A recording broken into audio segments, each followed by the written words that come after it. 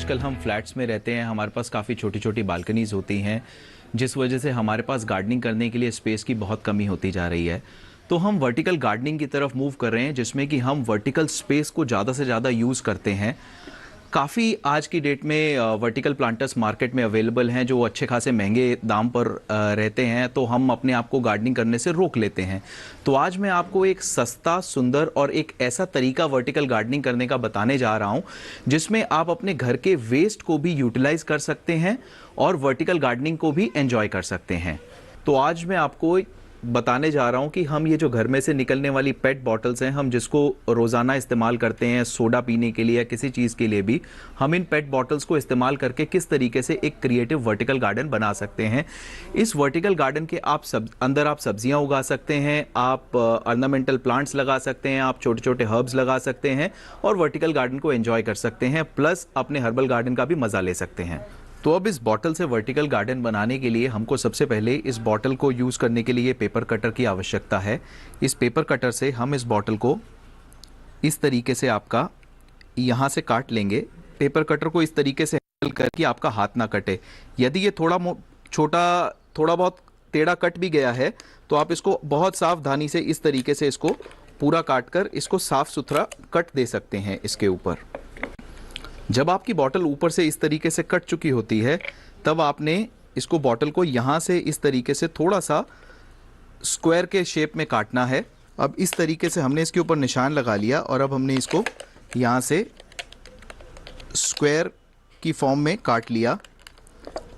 अब इस तरीके से हमने इसको बॉटल को काट लिया है। ये हमारे पास बॉटल तैयार है। इसके अंदर हम पॉटिंग सॉइल भरेंगे और यहाँ पर हम इसमें प्लांट लगाएंगे।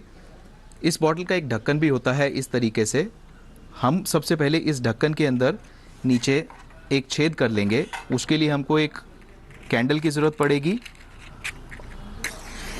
ताकि जिससे हम सुई को गर्म कर सकें। ये ढक्कन में छेद करने के लिए सुई का इस्तेमाल किया और हमने इसमें ढक्कन में छेद कर लिया। अब ये ढक्कन जो है हम इस बोतल पर लगा देंगे इस तरीके से। तो इसीलिए हमने ढक्कन के अंदर छेद किया है कि वो हमारा ड्रेनेज होल का काम करेगा और जो भी इसके अंदर ज़्यादा पानी होगा वो इसके अंदर से निकल जाएगा। इसी तरीके से हम और बॉटल्स तैयार करेंगे। अब हमने इस तरीके से अपनी बॉटल तैयार कर ली है। अब इस बॉटल के अंदर हम 2 छेद और करेंगे साइड टू साइड, जिससे कि हम इसके अंदर बाकी और इसी तरीके की बोतलें जोड़ सकें।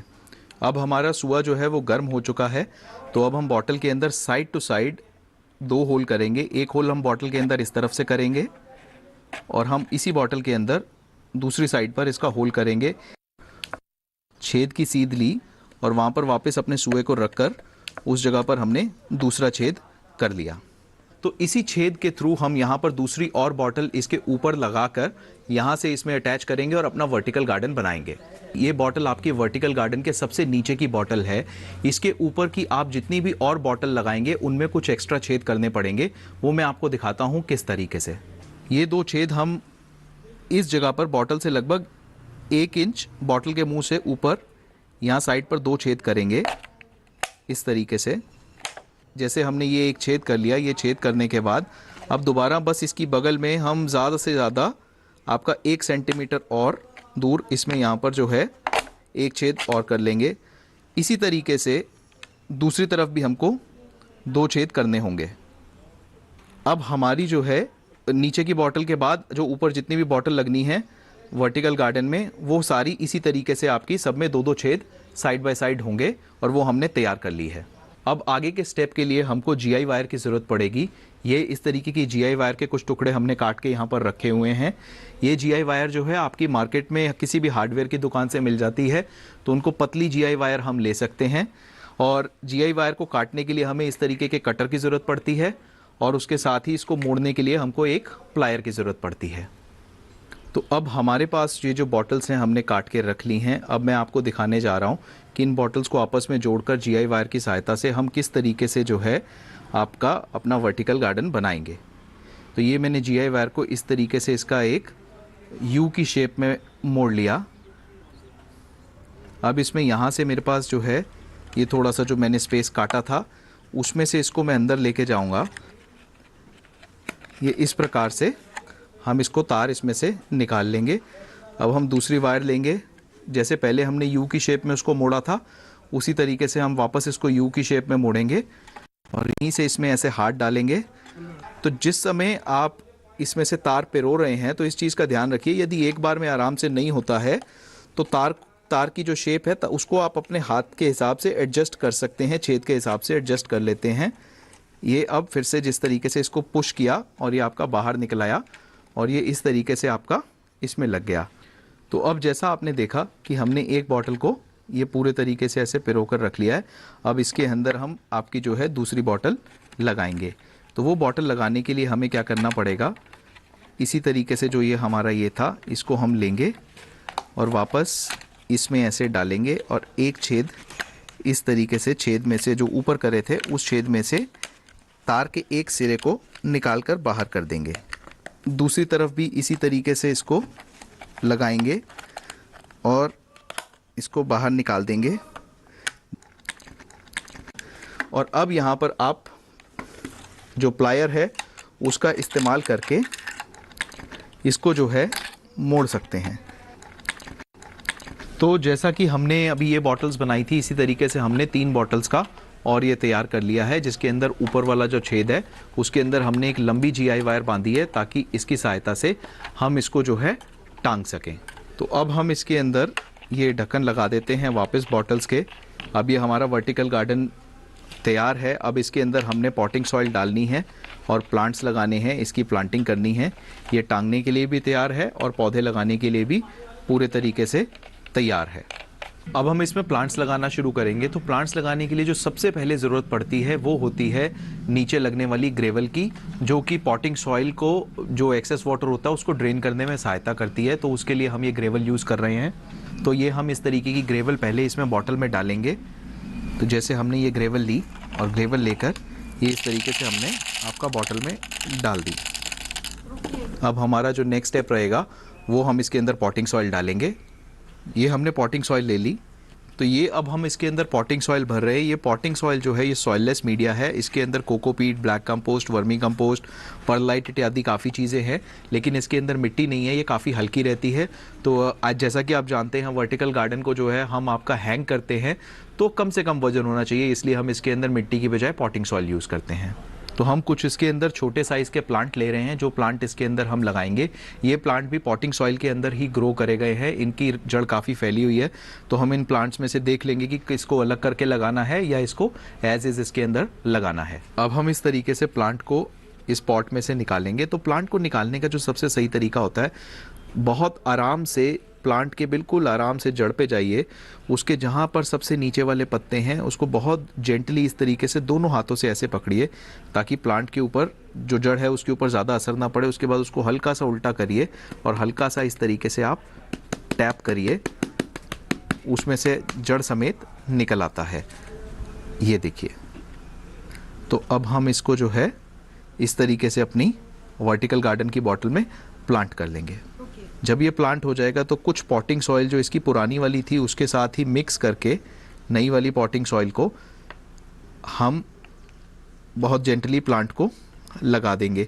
कोशिश यही रहे कि हमारा प्लांट सीधा ना लगने की बजाय बल्कि थोड़ा सा बाहर की तरफ, आगे की तरफ झुका हुआ हो, जिससे कि जो प्लांट है वो आपका धीरे धीरे जब उसकी ग्रोथ हो तो वो बॉटल को आपका हर तरीके से ढक ले और आपकी बॉटल कम से कम दिखे, प्लांट आपका ज़्यादा दिखे। अब पहली प्लांटिंग होने के बाद इसी तरीके से हम नेक्स्ट स्टेप में इन सब के अंदर प्लांटिंग कर लेंगे। अब इस स्टैंड पर मैं अपना वर्टिकल गार्डन जो है वो आपका हैंग करने जा रहा हूँ। तो इस तरीके से हम अपने इसको वर्टिकल गार्डन को अपने बांस पर ऐसे हैंग करेंगे। तो अब इस तरीके से हम इसको तार को ऐसे घुमा देंगे और ये हमारा वर्टिकल गार्डन जो है ये हमारे इस बांस के ट्राइपॉड के ऊपर या स्टैंड के ऊपर हैंग हो जाएगा। आपने जैसे कि देखा, अब ये हमारा वर्टिकल गार्डन जो है, वर्टिकल बॉटल गार्डन, ये बांस के स्टैंड के ऊपर हमने बांध दिया है और इसको अच्छे से इस तरीके से हैंग कर दिया है।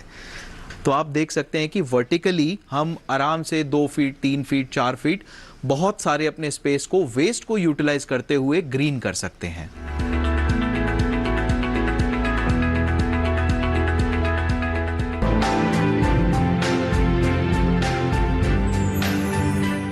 लहलहाती फसल, भरे पूरे खेत खलिहान, हर किसान का बस यही अरमान।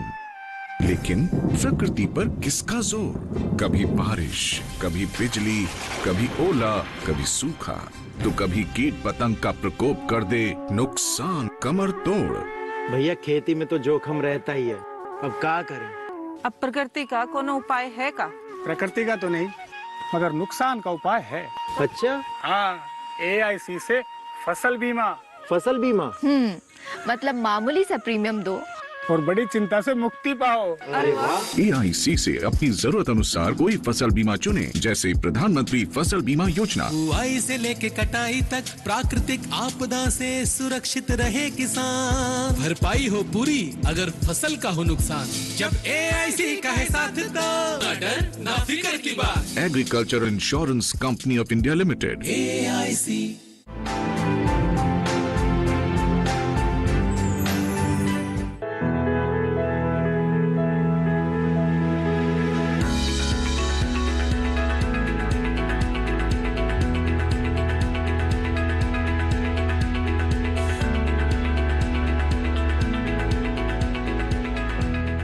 अब हम आपको बताने जा रहे हैं कि हमारे घर में जो आने वाला वेस्ट पेपर होता है, हम उससे गमले किस तरीके से बना सकते हैं।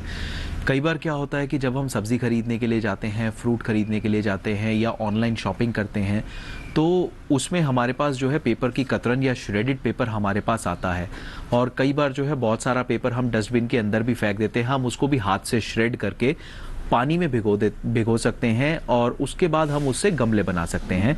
श्रेडेड पेपर जो है उसको आप पानी में भिगो लीजिए। भिगोने के बाद 4-5 दिन उसको पानी में भीगा रहने दीजिए, जिससे कि वो पूरे तरीके से गल जाएगा। उसके गल जाने के बाद आप उसको अपने हाथों से पकड़कर अच्छे तरीके से मसल सकते हैं। मसलने के बाद क्या होगा कि वो श्रेडेड पेपर जो है बारीक बारीक होता चला जाएगा। जैसे जैसे वो बारीक होता चला जाए, आप उसको वापस भिगोते चले जाइए। फिर 1-2 दिन के बाद आप उसको हाथों से मसल लीजिए।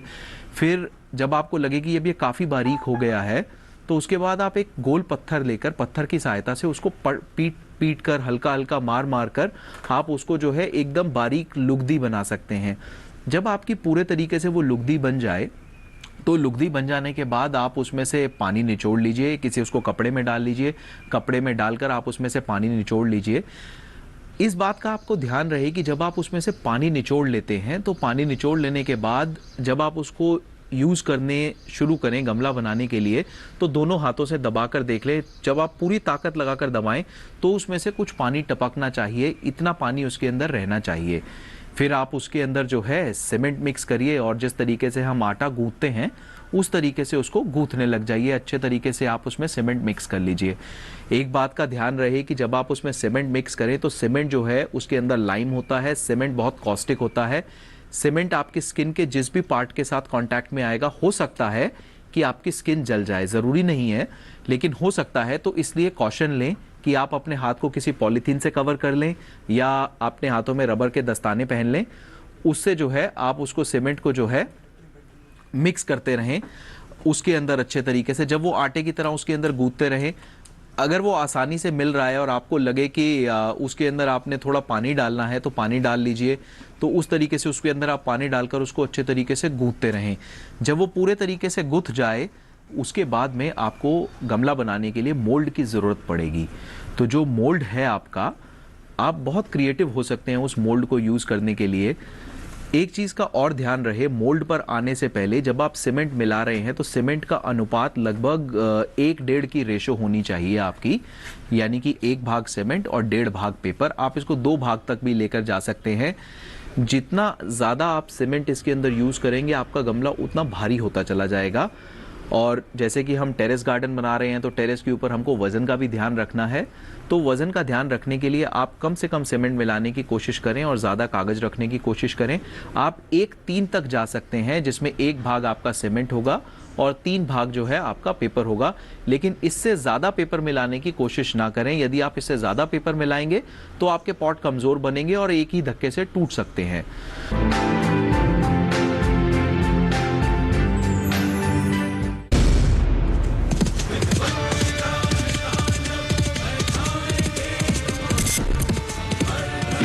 चेतावनी देता हूं सबको कि आज से विष्णु की पूजा कोई नहीं करेगा, एक ही ईश्वर है।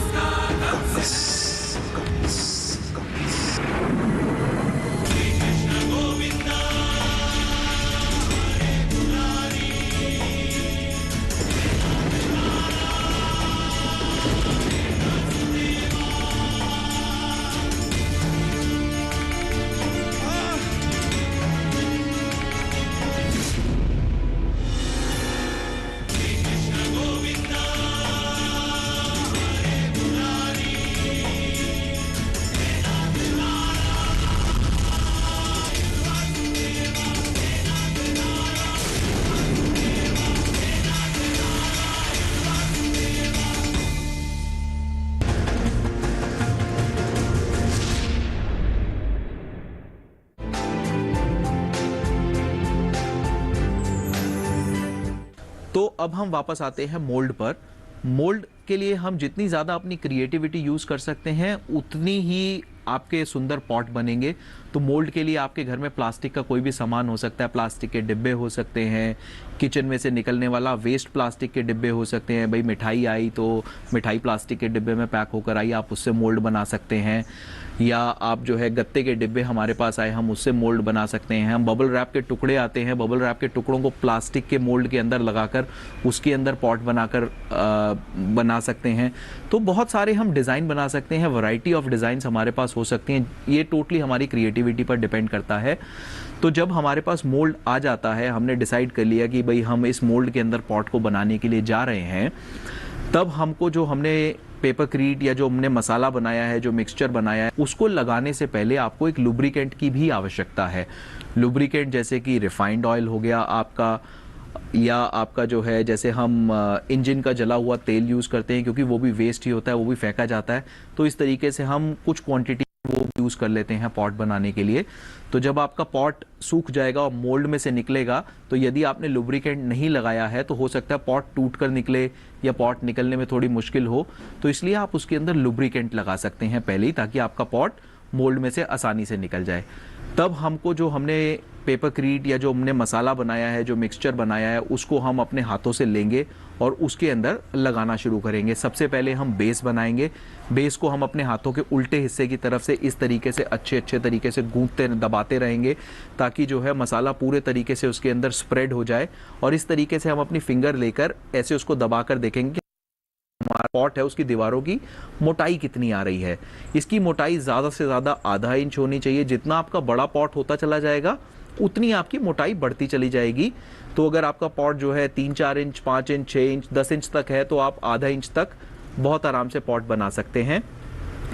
तो इसके अंदर आप लगाते चले जाइए और पॉट की मोटाई मापते चले जाइए। जब आप पॉट के अंदर अच्छे तरीके से मसाला लगा देंगे, तो जो एक्स्ट्रा मसाला आपको ऊपर से दिखेगा उसको बाहर की तरफ ऐसे करके अंगूठों से निकाल दें, और फिर उसके किनारे जो हैं आप पानी लगाकर समतल कर दें। जब आपके किनारे समतल हो जाएंगे, पॉट आपका बन चुका होगा, तब आप उसको प्लास्टिक से ढक कर किसी छायादार जगह के ऊपर 24 घंटे तक क्योर होने के लिए रख दीजिए। उसके बाद आप अपने पॉट में से उसको निकाल सकते हैं। जब आपका पॉट 24 घंटे तक उसके अंदर क्योर हो चुका है और आप उसको पॉट को निकाल लेते हैं, तो निकालने के इमीडिएटली बाद आप उसके अंदर प्लांट नहीं लगा सकते हैं, और उसको सावधानी से यूज़ करिए, क्योंकि वो अभी तक गीला है, क्योर नहीं हुआ है, सिर्फ वो आपका सेट हुआ है। आप उसको मोल्ड में से निकाल सकते हैं। उसके अंदर पानी भरकर आप उसको 2-3 दिन के लिए रख दीजिए किसी भी ऐसी जगह पर जहाँ पर छाया हो। उसके बाद आप उसका पानी निकाल दीजिए। पानी निकालने के बाद वो आपका पॉट पूरे तरीके से सेट हो चुका होगा, क्योर हो चुका होगा। जब वो सूख जाए तो आप इस पॉट को जो है किसी भी तरीके के पेंट से पेंट कर सकते हैं। आप इसको इको फ्रेंडली पेंट्स जो हैं उनसे यूज़ कर सकते हैं, आप पेंट कर सकते हैं। आप इसको नेचुरल पेंट जो है घर में बनाकर यूज़ कर सकते हैं। पत्तों से आप रंग निकाल कर इसको पेंट कर सकते हैं। आप इसको जिस भी तरीके से पेंट करना चाहें आप इसको पेंट कर सकते हैं। आप ये पॉट के अंदर प्लांट लगाकर इंडोर रख सकते हैं, आउटडोर रख सकते हैं। ये टोटली आपकी क्रिएटिविटी के ऊपर डिपेंड करता है कि आप इसके अंदर किस तरीके के प्लांट्स लगाते हैं और किस तरीके से आप अपने ऑफिस को, घर को, टेरेस को सुंदर बनाते हैं।